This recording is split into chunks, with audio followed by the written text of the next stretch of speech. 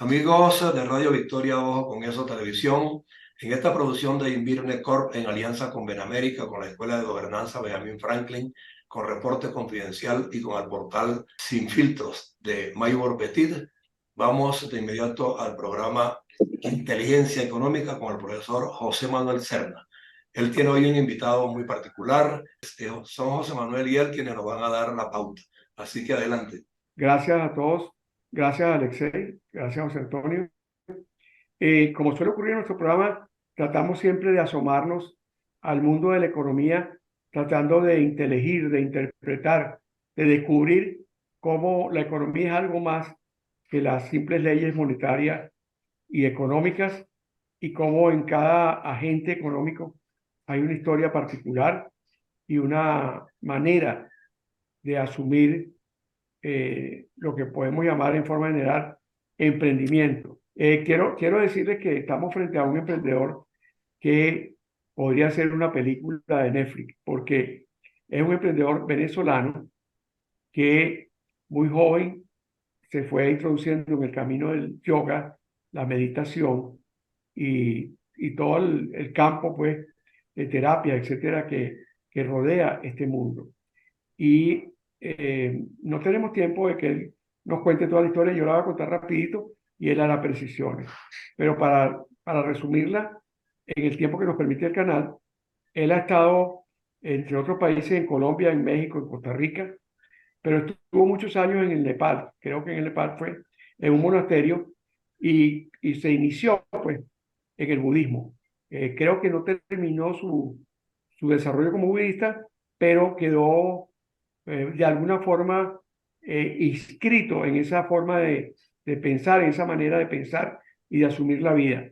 Regresó pues al occidente y hoy en día, para terminar rapidito esta presentación, Alexei Gómez Torres vive en Tenerife y trabaja al mismo tiempo como agricultor, digamos, eh, en un tipo de agricultura que favorece su actividad como terapista y, y, y como maestro yoga, pero al mismo tiempo le da cierta proyección a su búsqueda de la plenitud y a su actitud pues que no coincide con el mundo occidental. En este programa algún día vamos a hablar un poco de la diversidad de culturas económicas que tiene el mundo de hoy y hay que recordar que Asia se inició como proceso civilizatorio unos 5.000 años antes de Occidente.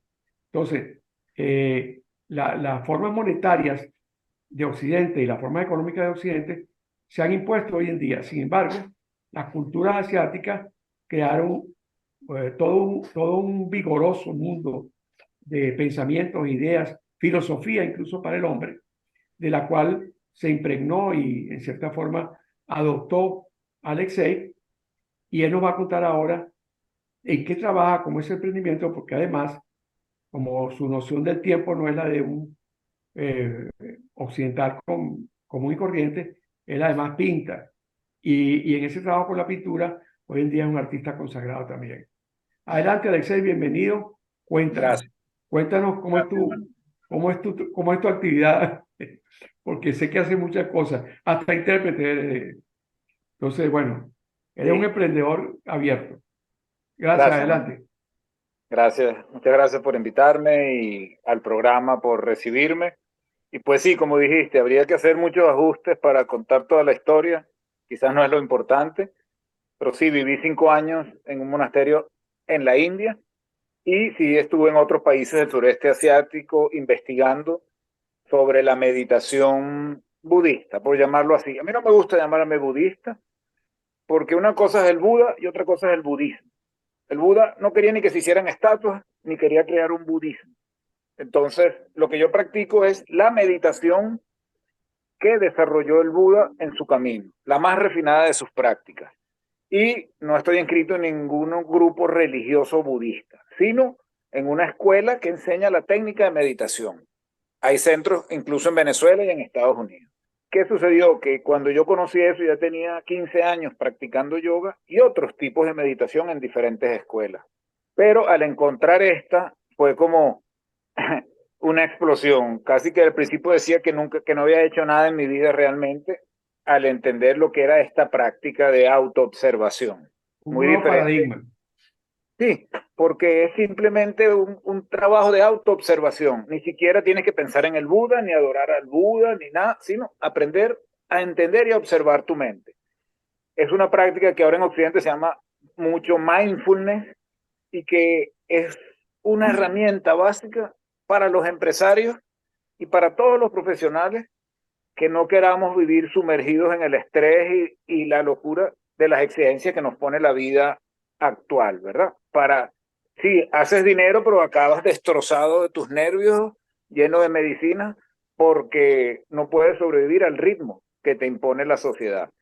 Entonces, al conocer esta práctica, que es una práctica que salió de los monasterios para entregársela a los laicos, para que en el mundo laico, es decir, que no eres un monje en un retirado, puedas seguirla llevando y te ayude a llevar esa práctica. El maestro de nuestros maestros, que es de Birmania, él era miembro del gobierno en Birmania y empezó a practicar esta técnica y le sirvió tanto para lograr la eficiencia en su trabajo que después dirigía 3 ministerios. Y en un ministerio, todos los que saben algo de política saben que la cosa no es tan simple. Él daba los cursos dentro del ministerio y eso le permitió ser, bueno, 3 veces más eficiente para poder llevar su trabajo y dirigir 3 ministerios.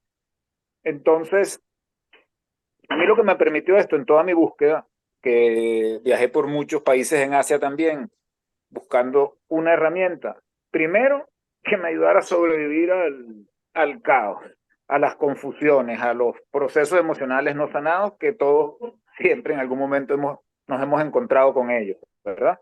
Y al encontrar eso, logré, de hecho, yo regreso a Occidente, yo me pude haber quedado allá, ya me iban a dar hasta algo de dinero, porque sabían que no tenía ni siquiera dinero en el centro que vivía. A los 5 años, a los 4 me di cuenta que me iba a ayudar más volver a Occidente, aunque ahí tenía todo resuelto, comida, casa, trabajo en cierta forma, es decir, el servicio que se prestaba, pero yo sentí que más me iba a ayudar venir y realmente tenía muchas cosas que sanar con mi familia y yo sí quería tener una familia, porque en ese centro se practicaba celibato a voluntad. Yo decidí explorar eso y después, pero siempre supe que yo sí quería tener una familia. Y pues, para no alargar mucho la historia, me vine, viajé, viví en México, viví en Colombia, viví en Francia, en Venezuela nuevamente, hasta que me vengo a Tenerife.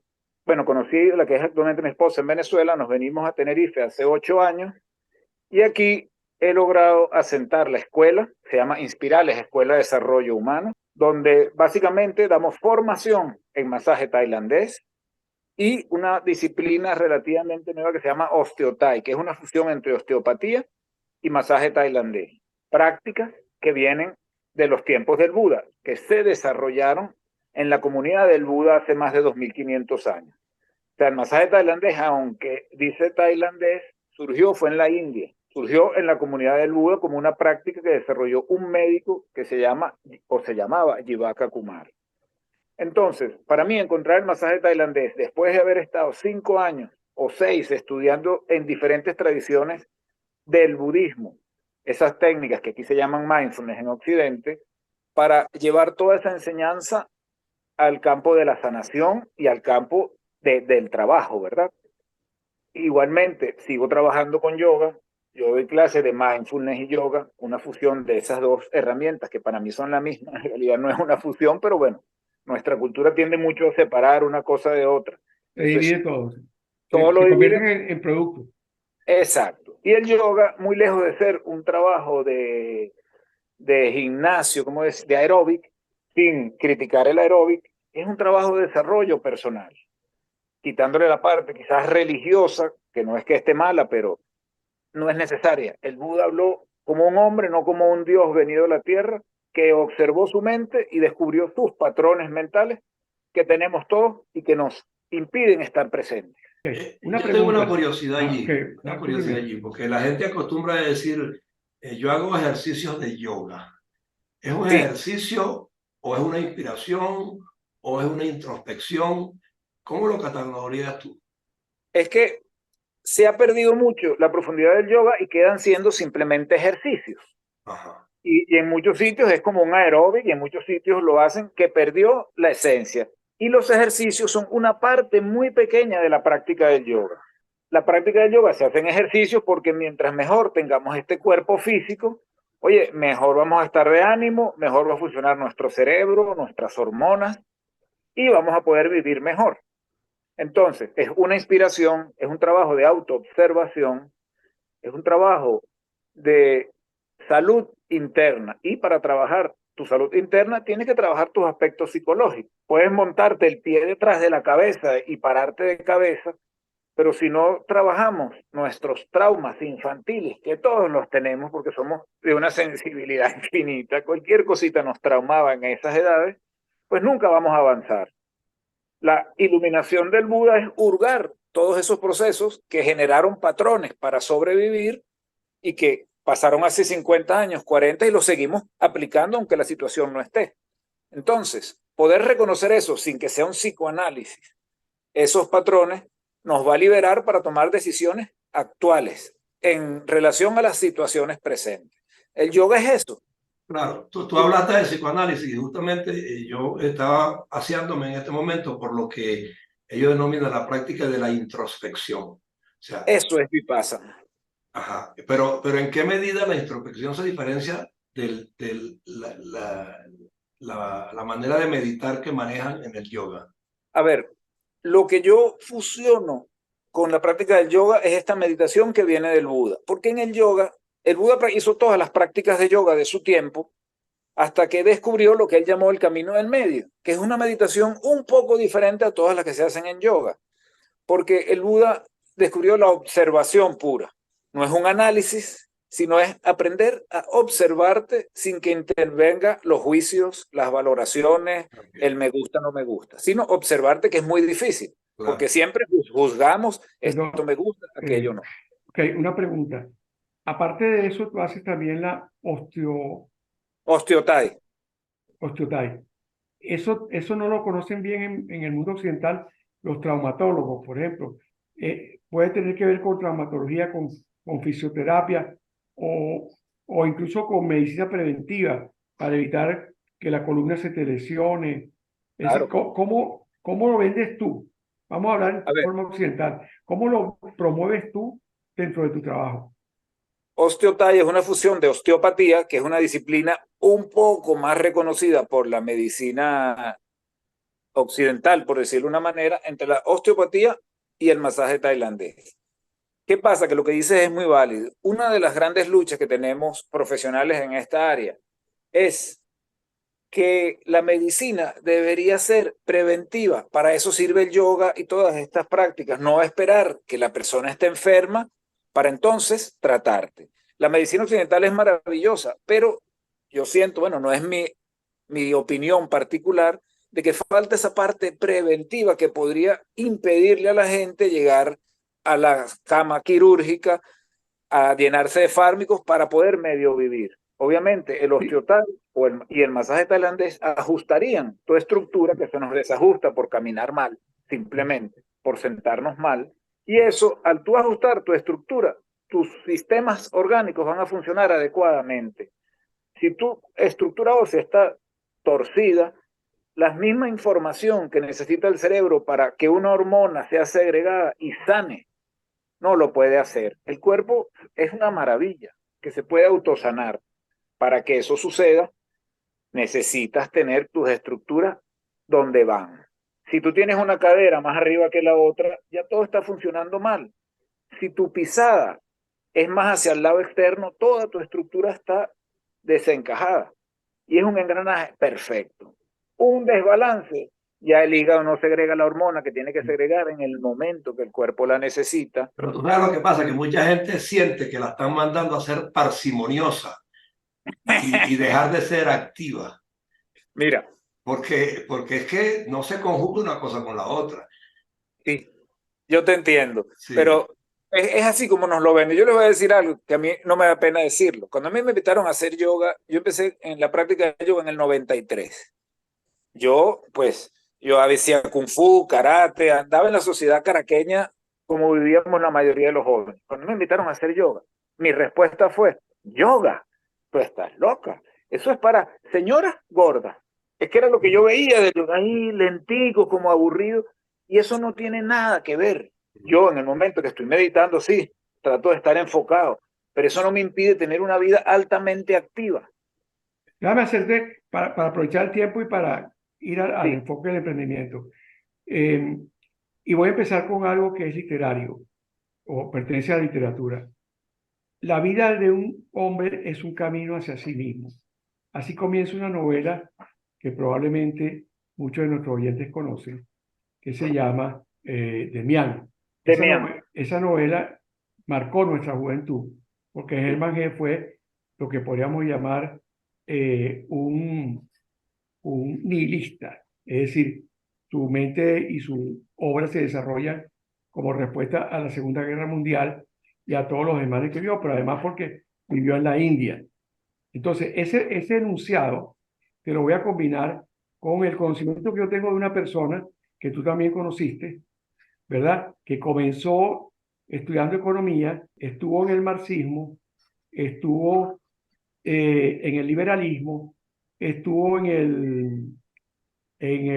digamos, en la comprensión del desarrollo espiritual y terminó con una propuesta de desarrollo humano, pero no con el concepto normal que se tiene como disciplina, sino más bien como una propuesta con cierta religiosidad o con cierta espiritualidad profunda.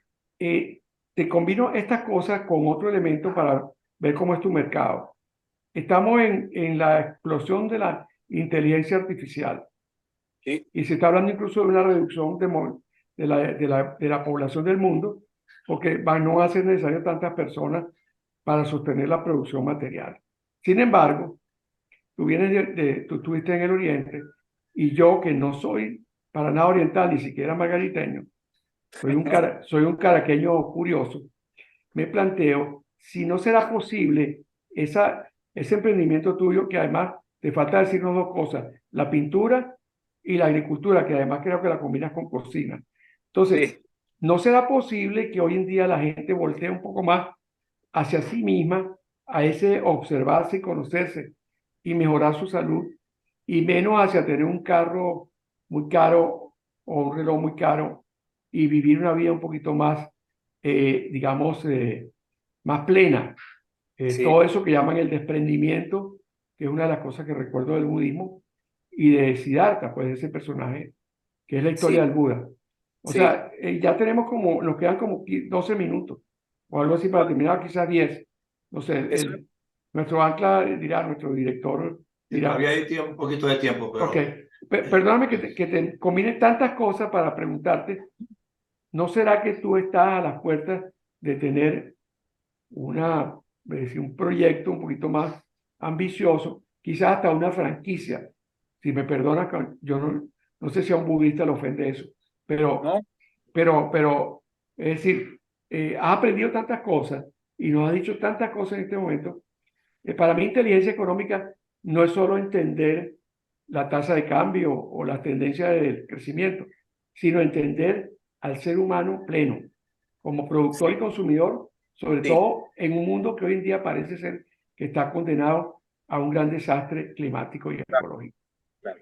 Manolo, muy clara tu planteamiento. Fíjate, es vital en ese trabajo de autoobservarse, revisar la ilusión de las necesidades con las que vivimos, las que nos han vendido y compramos.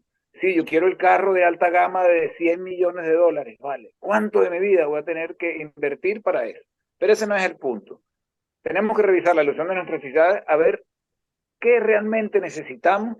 Realmente necesitamos muy poco, pero queremos más, más, más. Eso nos es pone pararnos en paz y acostarnos en paz lo que necesitamos. exactamente. Para eso, yo Como en conecto Margarita. tu pregunta Sí, con la tuya, Manolo. Es totalmente necesario el emprendimiento. Una franquicia, ya la tengo. La escuela funciona en Venezuela, en Colombia y en Argentina, con profesores formados por nosotros que trabajan con nuestros manuales. Esos profesores son todos venezolanos que se formaron con nosotros antes de venirnos de Venezuela y han seguido creciendo económicamente y con la escuela con nuestros aprendizajes. A todos les invitamos a volver a la tierra. Es necesario tener un conuquito. ¿Qué es lo que tú tienes? En el ¿Sí? Teide, además, no, cerca del Teide. Cerca del Teide, en Tenerife. Y he hecho muchos porque es un contacto maravilloso y además económicamente nos ayuda mucho. Poder sacar tu calabacín del jardín, poder pararte en la mañana, ir a trabajar tu huerto. No todos tienen las posibilidades, pero si uno quiere, va consiguiendo la forma. De hecho, se hacen huertos caseros. Yo me estoy mudando a la laguna y ahorita la prisa que teníamos, que fue mi esposa, construimos un jardín vertical para colocarlo en el apartamento. Que no se es un pone Que no es gallinero. un gallinero vertical. no, No, pero es algo nos quedan 5 minutos. Vale, Así, vale. mira, y yo quiero clarificar lo siguiente. Yo creo que lo que siento que se intenta en eso que tú promueves y practicas es plantearse la Sí, conformidad con lo mucho o lo poco, pero bien administrado. Es que, exactamente. claro, Y el tiempo es uno de esos factores a manejar creo que es que de manera prevalente. la filosofía hindú dice que la riqueza no es tener más de lo que tú tienes, sino sentirte bien con lo que tienes. Exactamente. Santosha se llama el concepto, que es Ah, contentamiento, que no es conformarse porque, bueno, no puedo más. No, es que está feliz No, con lo que sí. tiene. es tener plenitud, tener Plenitud, plenitud. plenitud. Me Y parece pueden, interesantísimo. Creo que vamos a tener que hablar de que tengas un programa en nuestro canal, si te es posible. No sé si con mucho a, gusto, con no sé mucho si a gusto. José Antonio le gusta, pero siempre que he hablado contigo y siempre que hablaba con ese personaje que no hemos nombrado todavía, que nos unió mucho, esta búsqueda. Entonces, Sí, me faltan dos cosas que quiero que digas. Al final decimos quién es el personaje, pero me faltan dos cosas. Dos de muchas, pero dos que creo que forman parte del menú tuyo, que sí, son el arte, sí, el arte y eso que me dijiste últimamente que estabas haciendo, que estabas cocinando cosas de tu huerto para sí, curar. O sea, sí. ya llegaste a lo de tu abuelo, ya eres curandero. Pues tu abuelo era curandero en Margarita, ¿no? Pues sí, toda mi vida me he dedicado al arte desde que tengo 9 años. Mm. Hace poco, un diseño mío, hicieron cambios en las pagodas en Asia para poner un cristal que se pone en el tope de las pagodas con un diseño mío, que es parte de mi camino y siempre ha estado allí. Y la cocina, también he estado mucho con ella. ¿No tienes una foto de ese diseño tuyo? ¿No la tienes a la mano? Que la muestres Este, aquí un momentico. eh, O, aquí no la tengo, No, la que le podría. quedan 5 minutos Sí, para terminar. sí, ve a ver, Eh, por lo menos dinos cómo buscarla en internet, porque yo la vi, José Antonio, y es una obra bellísima, pero además se convirtió en un símbolo en las mira, pagodas. si tú buscas la Global Pagoda de Bombay, es una pagoda hecha como las pirámides, con tecnología antiquísima, es inmenso y arriba en el topecito está ese cuarzo. O se puede buscar cristal de la Global Pagoda de Mumbai. ¿Sabes que Bombay le cambiaron el nombre? Ah, es Mumbai, Mumbai que es es Mumbai, obra tuya. es obra Sí, tuya. este diseño es obra mía que de hecho es un diseño no tradicional que fue aceptado y ahora lo usan en las pagodas en Birmania, De un venezolano con raíces margariteñas. Margariteña y Ahí está el guayanesa. hombre, hijo del Y diablo. Yo sabía que le iba a ser margariteño José Antonio. No, pero digámosle aquí, pues aclarémosle entonces a la audiencia quién Ah, el es origen. el Bueno, lo que origen. pasa es que yo no lo quería nombrar porque nos puede entretener mucho, pero No, es que para que Alexei lo es el hijo sepa. mayor de Meterio Gómez y yo compartí más de 50 años de mi vida, no sé si cerca de 60 con Meterio Gómez, como un amigo, como un compañero profesional, académico, pero sobre todo como un ser humano extraordinario que supo hacer algo que también ha hecho Alexei. Tú por otra vía te encontraste con tu papá, que era ese encuentro con uno mismo. Sigue hablando tú, por favor. No, es que ya nos vale, quedan 2 minutos, ¿verdad? Para que él bueno, despida el programa y se yo, comprometa con nosotros a poder estar en una siguiente ocasión, pues hablando un yo, poco más. yo encantado, yo encantadísimo. Y solo quiero cerrar este programa agradeciendo a Manolo y agradeciendo a mi padre, Meterio Gómez, porque él fue un gran visionario. Él, cuando yo salí de India, me decía, hijo, ahora sí vamos a ser real. Así me decía. Él me decía, tú tienes la práctica, yo tengo mucha teoría, pero tú ya has vivido en todo eso que yo creo. Intentamos hacer cosas juntos, pero bueno, yo me iba para México, me iba para Colombia, nunca aterrizaba en Venezuela. Pero mi papá fue el que le dio el nombre a la escuela. Escuela de Desarrollo Humano era su trabajo. Y él amaba el proyecto Inspirales. Él me decía, hijo, acuérdate, dame un huequito por ahí en esa escuela. Sabes que yo te he tratado bien, no me dejes por fuera, porque es una escuela internacional que tenemos profesores en Miami, Muy en bueno al final Argentina. de la historia. Excelente. O sea que tenía un puesto para él allí. Sí, él me lo Bueno, decía tan bonito, ¿sabes? Que al final él tuvo un accidente, entonces él me decía, oye, no te olvides de mí, no habrá un huequito ahí para mí en esa escuela. Claro. bueno, de todos modos yo creo que hemos manejado Bueno, hoy pues bienvenido. una historia muy interesante, Nos faltó lo de las medicinas, pero pero bueno, bueno, no, ya habrá sabemos que oportunidad preparas medicina con base en hierbas que tú conoces por tu propio desarrollo. y que la Me parece cultiva extraordinario lo también. que haces. Te deseo mucha suerte Gracias. y le debemos al público la muestra de esa obra de arte que hiciste que trascendió a las pagodas del Asia. Yo a la orden. Yo encantado de compartir todo esto y para mí es honrar a mi padre. Ok, Seguro. Bueno, y a bueno, nosotros un placer haberte tenido también. Recordar Vale, a Meterio Gómez, pues que siempre será bien recordado y desde claro. luego, pues abrirte la oportunidad para que si te decides, como te sugirió José Manuel, estar con nosotros en algún segmento de ocasión, cada 15 días, una vez al mes, lo resuelva y lo programamos. vamos a hablar, porque yo creo que lo que tú hablas es realmente importante para muchísima gente y nuestro canal va a tener bastante audiencia. Seguro que Hasta Pues sí. luego. Un Ok, abrazo. Hasta luego. un chao, abrazo, gracias. Hasta que luego. estén muy bien.